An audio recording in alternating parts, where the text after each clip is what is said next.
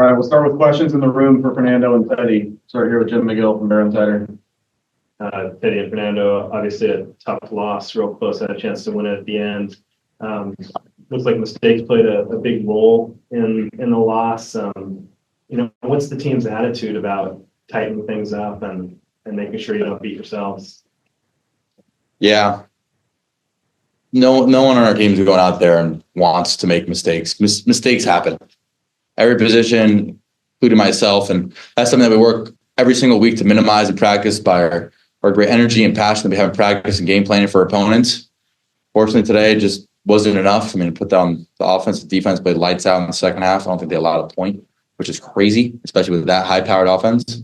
So, yeah, there was mistakes. We're going to clean it up, but the locker room is. We know what we got. We know what we got to do, and we need to execute it. And we're going to come this week. And the only thing that matters now is NC State. Other questions in the room? Okay, Jeff, right from California. Fernando, you had the front row seats to Jack's development. When did you notice that he was going to be ready to really contribute to the game? He had 8 catches on 8 targets, 119 yards, and a tutty. Hit 190 yards? 19. Oh, wow. Yeah. Yeah, Jack's one of my best friends, roommate. We worked together throughout scout team freshman year, sophomore year when he was a starter, and then I ended up elevating to star. I targeted him like 10 times at USC, and he's the guy that understands zone. And when he's in the right position, he's going to make the play. He's reliable, especially in some of the big third downs that we had him on. And touchdown was a great play by him. So I think all our tight ends, there's Jeffrey, Nate Ricina, JT Byrne, Jack Endries, Corey Dykes, Ben Marshall, Camden Jones. All of those guys are incredible players. So whenever they get on the field, and especially Jack, they're dynamic and reliable athletes. Other questions in the room? Go ahead. That's for you, Teddye. The defense kind of starts slow in the first half. Then you guys played a shutdown performance in the second half. What kind of adjustments did you guys make to that game plan to you specifically? Because you ended up finishing with a sack, a deflection. Can you speak on that? I wouldn't say it was anything that we changed game plan wise, just execution. Kind of made some mistakes, self-inflicted wounds in the first half. Felt like that didn't need to happen. It was definitely just on us, missing responsibilities, and we're able to clean it up in the second half. But that's kind of the difference in a lot of the games is the little details. So definitely something we need to clean up and improve as a defense.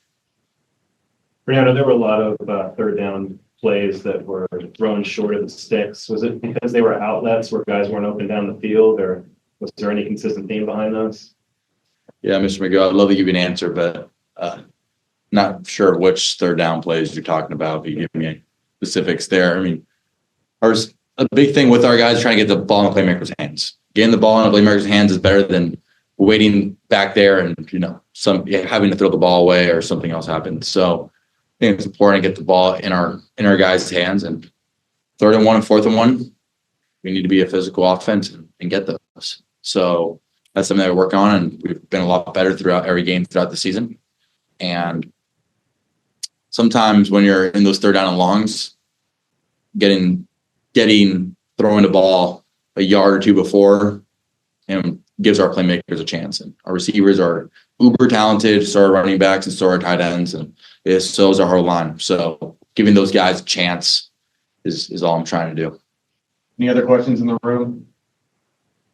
All right, we'll go to Zoom. Jeff Ferrado. Go ahead, Jeff. Fernando, you got knocked around pretty good today, 6 sacks, a lot of hits on you. Can you talk about, are some of those sacks on you, any of those sacks on you, do you feel like you need to get rid of the ball sooner, or do you just not have a chance in a lot of those situations? Pitt has a great defense. They're notorious for blitzing, and like I said, I took a couple of hits today. And they're a scrappy defense. And I always try to get the ball as quickly as I can. I look back in the film. I'm sure there's some that were definitely on me.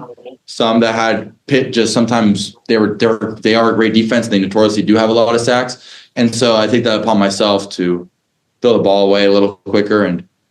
But I'm also not from last year, trying to improve on my mistakes, not force the ball downfield, because Pitt, they do have a good defense. So I would say that is on me, and you just got to look back at the film because honestly, there's so many little things that happen. Like there's one or two that I vividly remember were for sure on me, but I honestly I need to look back at the film, and I mean that's on me to get the ball out quicker and find the check down sooner. So. And how are you physically? Are you feeling okay?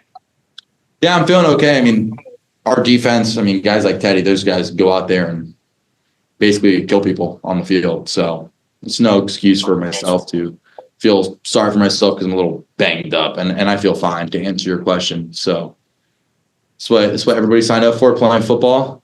And as long as I have a pulse, I'm going to make sure that I'm being a warrior out there for my teammates. Thank you. Last question, Jake Curtis, Cal Bears on SI. Teddye, how would you assess how the defense played in general?